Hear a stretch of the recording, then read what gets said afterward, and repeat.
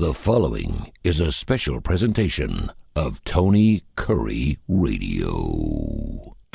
Keep your mission on your mind and your mind on your mission. This is Mission Minded with Michael Coleman.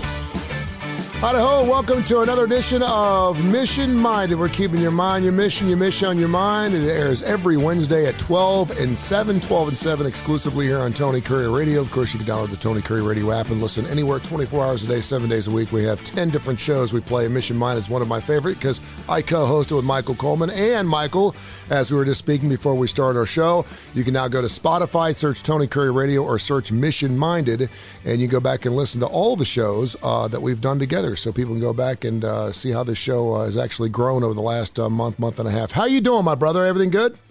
I'm doing fantastic. Just ready to continue to grow what we're doing. We feel like we're putting out good information, hopefully information that's helping people and responding to some real life things that they may be struggling with. And we just hope it's benefiting them. We certainly have enjoyed doing it. You may have recognized his name, Michael Coleman, or even his voice. Of course, he's the executive director of Jimmie Hale Mission here in Birmingham, and he has taken that organization just in the 3 short years he's been there to new heights, and we're certainly loving the Mission Minded show. This is a really, really bizarre, strange employment time in our lives, not only because of the pandemic and certainly the virtual aspects of it, but also because of what you call the Great Resignation, or some people call it the mass resignation. So many people have, from a passion standpoint, realized, hey, listen, this is not what I want to do for a living. I want to be happier. And because there are so many jobs available right now, a lot of people are willing to jump the street and go work somewhere else, maybe even for less if they know it's going to be something they're going to do later on in their career. I want to bring up a couple of notes here and then we'll get into it. 65% of people who have lost or changed jobs in the last 2 years have done so voluntarily, which is crazy. And we used to have 1 in 72 jobs you could do virtually. Now it's 1 in 7. So a lot of people, and really the worker, and you're probably seeing this at a non-for-profit level, the worker has got more leverage than they've ever had, don't they? Oh, absolutely. No question about it. And I was just having lunch with a good friend of mine, and he was talking about, he works for a major insurance company. And it's really what a lot of the other companies found out was everybody was so hesitant to go to a remote model because it was the unknown. They didn't know anything. What equipment is it going to require? Are we going to lose productivity? What's the cost going to be? Just on and on and on. But if you can say that there was an advantage to COVID, and I know you got to look hard sometimes to find that silver lining in the dark cloud, but it forced people to have to adjust. It was no longer a question of, is this a good idea? They had to. And some of the fallout from that is that good and bad is that people have a lot more options. And he was stating how he was working with a group of people and they were all down in Montgomery. Well, he's now allowed to come back to his hometown, Birmingham. His immediate supervisor is still his supervisor, but she's now in Jacksonville, Florida. And they're all doing the same job. And because they figured out how to do it and do it proficiently and effectively. And so the businesses that are doing well in this are those who can adjust. The nonprofit, though, typically, unless you're just a super large nonprofit with just a lot of resources, it's not that simple. And I talk a lot about the nonprofit world, about even small nonprofits, the need to stay flexible and fluid for things like this, the unexpected things like a COVID, and how do you deliver services? Because you can do things like sell insurance from a distance, but it's very difficult when you have the responsibility to care for the homeless, or you're providing direct counseling services and care services to do that remotely. And so there's so many of my nonprofit brethren who are just struggling to make sure how to compete with this Great Resignation, as we're calling it. No, and I think you bring up a great point, because you're also talking in most cases a non-for-profit where you're not highly paying people, and money is always an issue. You're always trying to raise not only more advocacy, but also awareness and money for whatever worthy cause that you're trying to work out. So what has been the biggest impact for you when you talk about doing things virtually? Of course, you are always trying to fundraise and bring in money for your organization, the Jimmie Hale Mission. But what's been the biggest impact to you through COVID and through the pandemic? Well, we feel like we're personally very competitive, but it's caused me from a leader's perspective to do a couple things. Number one is to really pay attention to those who are leaving as to why they're leaving. Mm-hmm. Is it something in the environment that I'm creating, or something about a message that I'm sending, maybe completely unintentionally, that's helping them with their decision? Now, the vast majority of people that I've seen in our organization have either just retired because it's that time in their life, or they are being promoted out to another position. And I never want to stand in the way of people progressing in life. And so I encourage that, even though I'm sad to see them go. I have a key person on our staff who's undergoing that right now.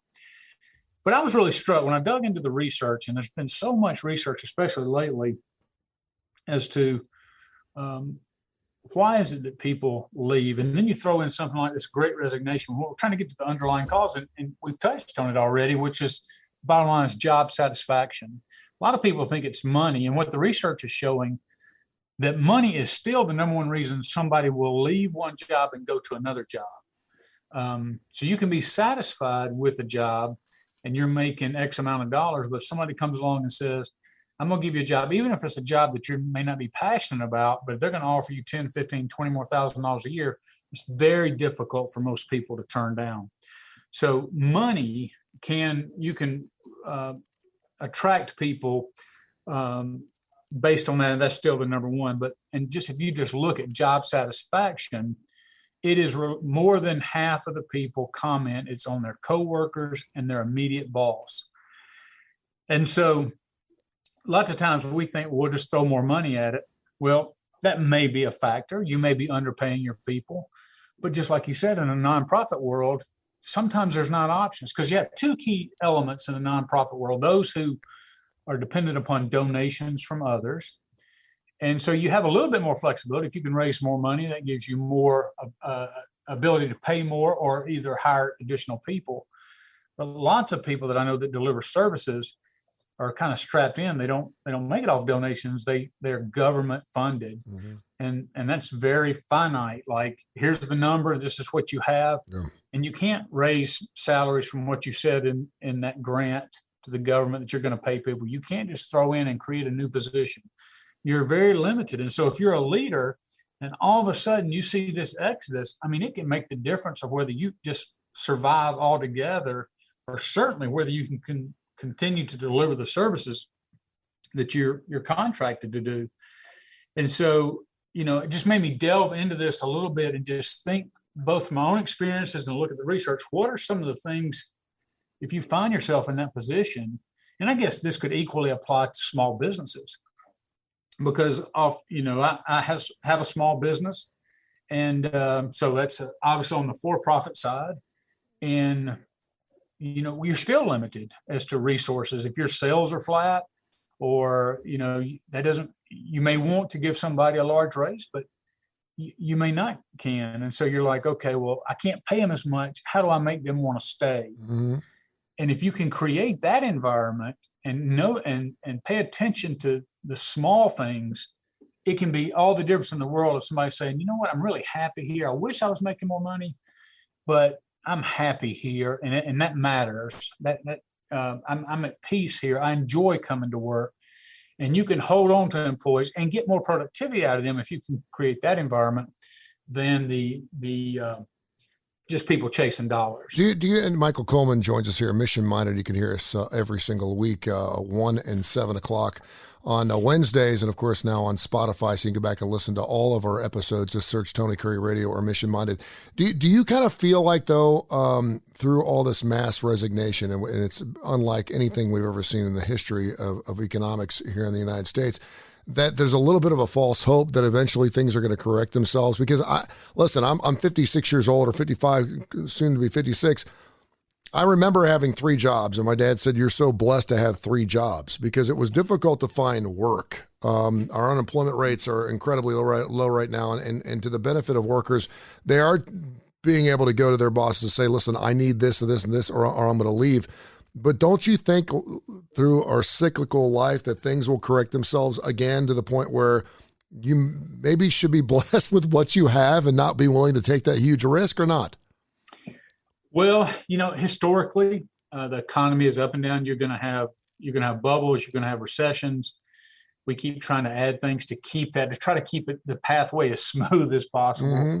But there's just so many variables that go in there. I mean, look, right now, we're already suffering from inflation. Now, the potential war between Russia and the Ukraine is out. That's going to continue to skyrocket oil prices, and that has a down effect, especially people who are living paycheck to paycheck. And now they're going to have to pay even more money for gas. I mean, so there's so many variables that you can't control, oftentimes, the big picture. And while that's very frustrating, you have to kind of focus on what I can control. And that goes back to kind of creating an environment. I will tell you one interesting thing is that here at the mission, after the recovery process and to get people, long-term recovery, we're focused on living wage employment, which we're defining as $15 an hour or more. Well, 4 years ago, it was very difficult to find somebody starting out at $15 an hour. And now that's just the standard. Yeah. I mean, people won't even look at a job hardly unless they're making $15 an hour. We have, there was an announcement made last year that Smuckers is coming to Birmingham. They're going to build a factory. They're going to invest $1.2 billion, and all they're going to make there are Uncrustables. And I've never had an Uncrustable, but I heard they're like crack cocaine. I mean, yeah, they're very addictive. But the bottom line is they're going to pay, the word is, of course, I haven't started yet, but the word is they're going to pay line workers $25 an hour to make these Crustables and sell them around the world. And it just blows my mind because I'm the same age as you. And when I was growing up and getting ready to, of course, I went to the military, but the factory jobs around there were paying about $3.50 to $4 an hour. Yep. To build car parts and all those other kind of things. So it's just a different world. And so how do you compete? I mean, I can't pay somebody here at the mission $25 an hour to do the services that the Smuckers in the world can. So,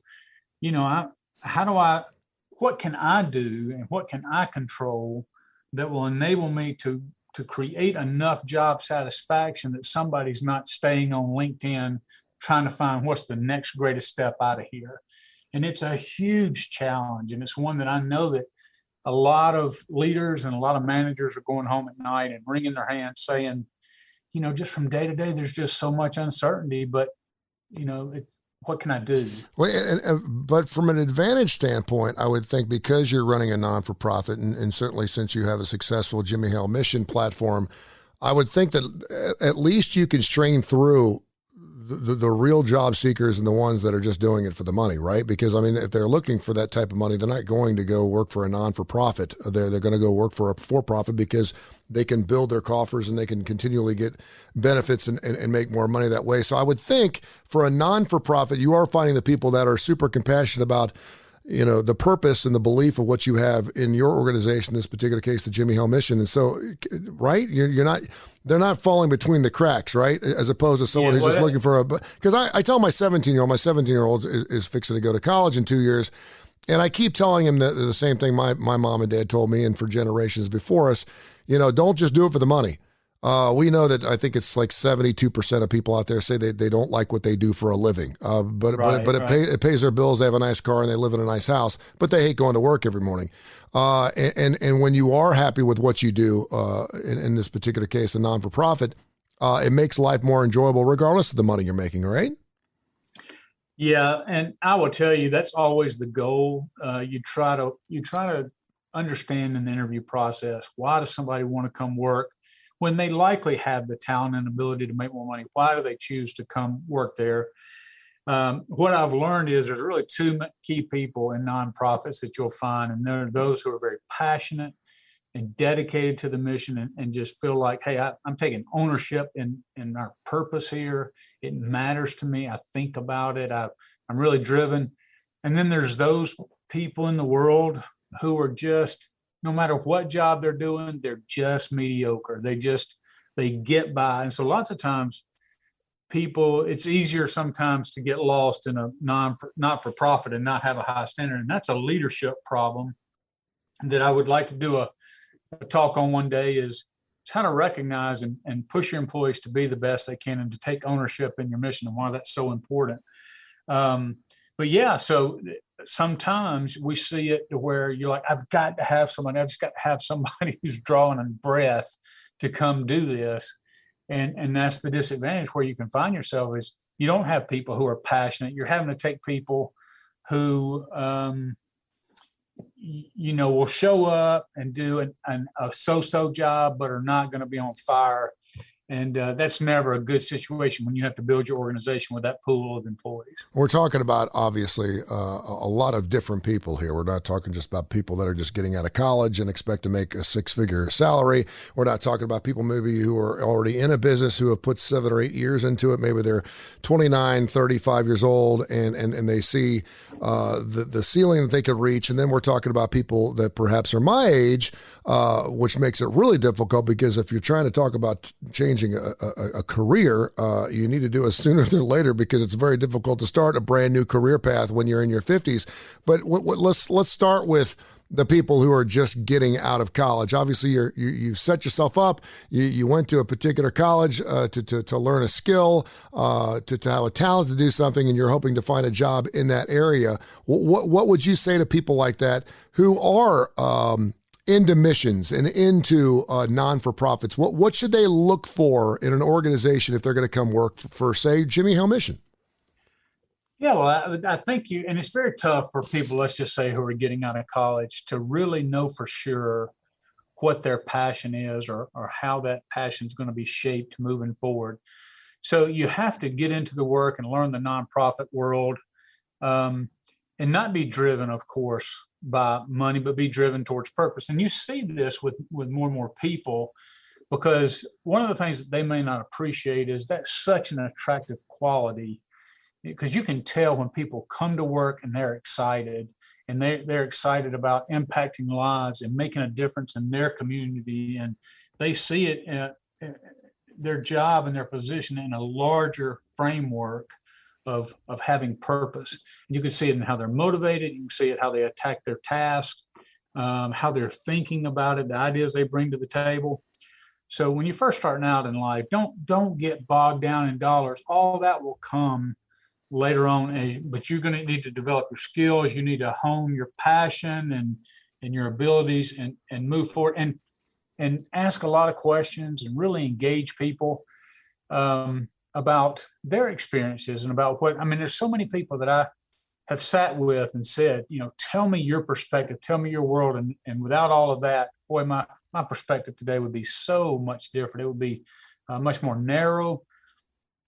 And I'd be making so many more mistakes if I had not, over the years, been shaped by so many just brilliant people that I've had the privilege of coming in contact with. You probably said Michael Coleman joins us here, Mission Minded. It's his show. It airs every single week here on Wednesdays at 1 and 7. And, of course, you can also find us on Spotify. Just search Mission Minded or Tony Curre Radio.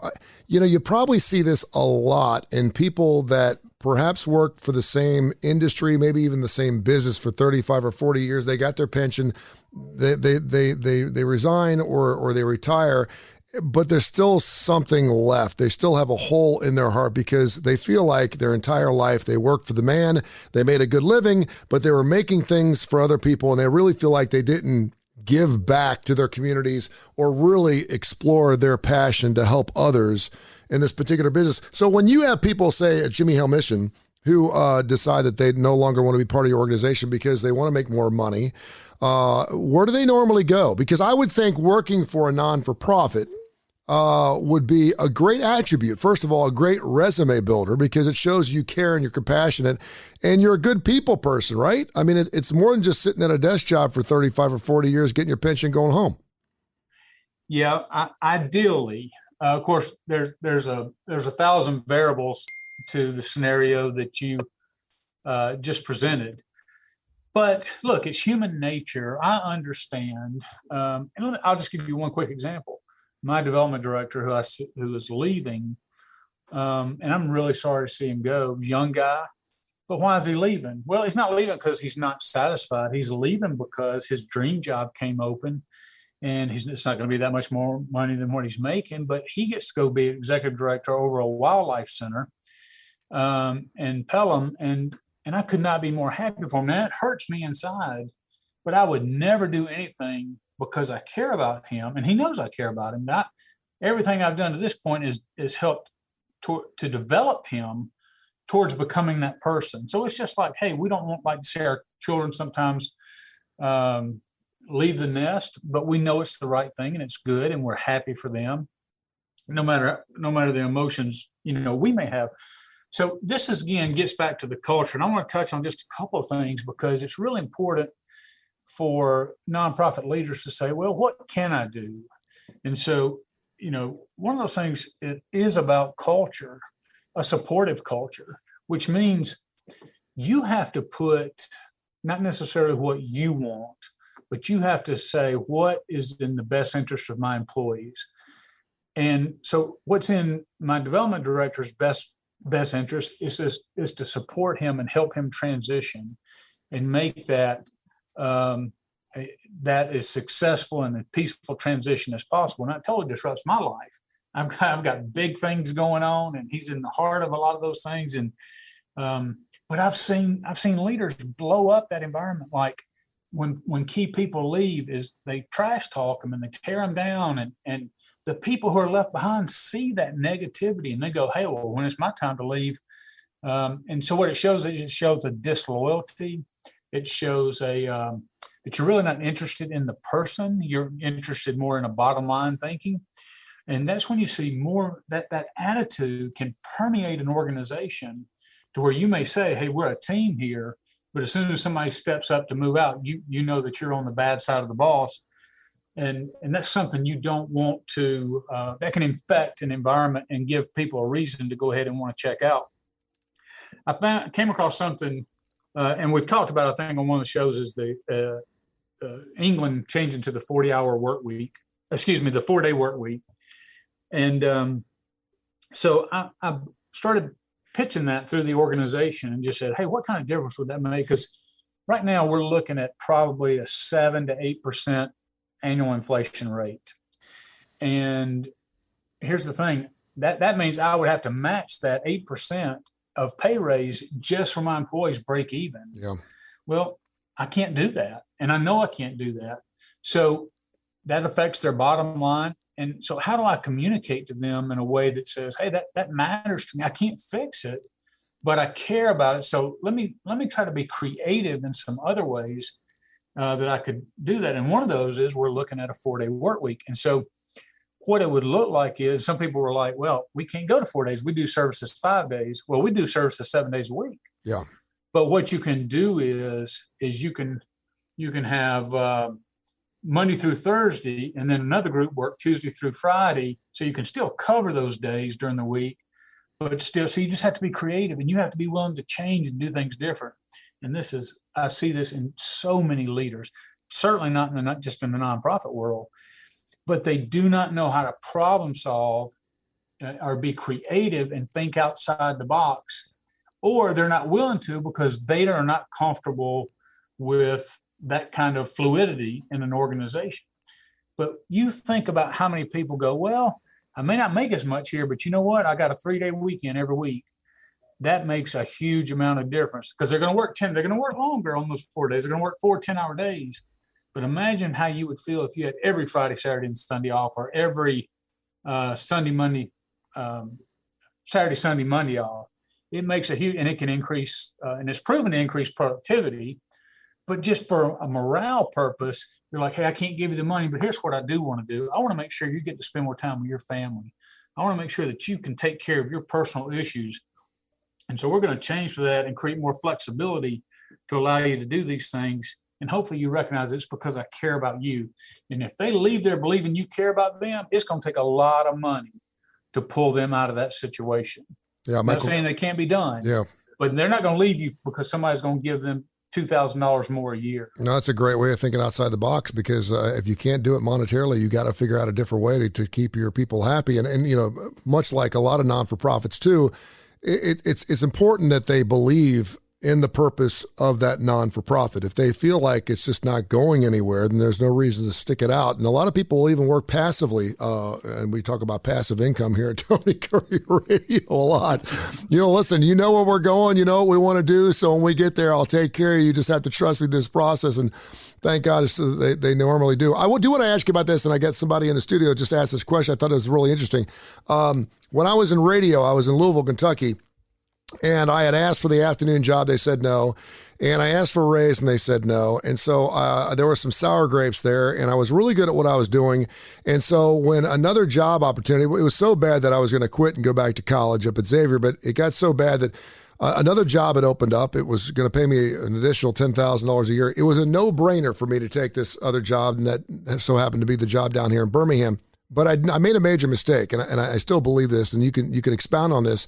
Okay. I didn't give my current employer a chance to make me an offer before I accepted the new job. I went in, I resigned, and they were like, well, wait a minute, let's talk about this. Let's find out what's the problem, and this, that, and the other. And I really burned that bridge because I quit before they even had a chance to make me an offer. Talk about how that goes, because with so many people in this mass resignation, this great resignation we're going through, I think a lot of people, listen, we all dream and fantasize about walking into our boss's office and telling him to go screw himself, throw our papers down and walk out. But I do think it's important for a couple of reasons. First of all, you want to find out what you're worth. You know, maybe they're waiting for someone else to come along and they realize they cannot work without you. And so they're willing, despite the fact they've said for 3 years, I can't pay you anymore, they'll find the money. But just talk about that process and how important it is to not burn that bridge. Yeah. So, and I'll talk about it more that's more from an employee's perspective. And that's important because you're going to need to network and need as many connections as you can, especially if you ever wanted to come back to an organization. But I faced that very same thing from one of the guys in IT. And I knew that I was paying him as much as I could pay for the position, but he needed more money. And so he came to me with a job and said, hey, I've been offered this job. And it was just way more than I could pay. And I told him, I said, man, I'm so happy for you now. He left here, and I think he was hurt that I did not counter the offer. Mm-hmm. But it wasn't because he wasn't valued. It was just so far out of my ballpark. You know, if he would have communicated to me, and you can go back and talk about how important it is to communicate and not take a position. If he would have come back and said, Michael, with benefits and everything, I'm going to be making $20,000 more, but I really want to stay. I like the culture. If you could get me halfway there to 10, I'm not saying I could or couldn't, yeah. But what I'm saying is then that would have put the ball back to me and I could have done something about it. But where he was basically just, I'm going to give you a chance to match it. And I just simply, you know, in the where we are in life, I just couldn't expend that amount of money.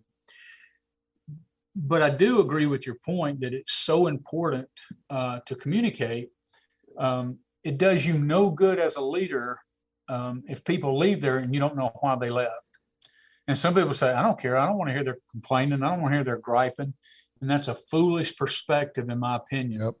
Because even if it's something negative about me personally, I will only grow from that if I listen to it. Now, nobody likes to hear negative things about you, but we make sure we do exit interviews with all our employees and to make sure what can we learn, what can we glean, because if I can learn something about myself that I need to change or that I need to do different, I can prevent the same thing happening. So I'm looking at it long term because I genuinely want the best environment I can. And if I'm not providing that, that's not my employees' fault. That's not my employees' fault if they all begin to leave because they're miserable. I don't pay well and I'm demanding and I'm all these things. And they're like, I'm just suffocating. That's not my employee's fault. That's my fault. And so I have to work every single day to to try to communicate to them their value. And I'll be the first to say, I get caught up in being busy, and I don't praise enough. I don't recognize enough. I don't take just a few minutes to walk in somebody's office and say, hey, I just want to tell you, I don't know where we'd be without you. You do such a phenomenal job.